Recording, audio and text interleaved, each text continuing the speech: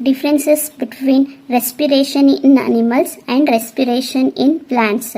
Respiration in animals. Specific organs for breathing are present except in simple organisms like amoeba where special organs are not present. Respiration in plants. Specific organs are absent. Respiration in animals. It occurs throughout the body quite dependent on each and every part. Different structures are not involved in different parts.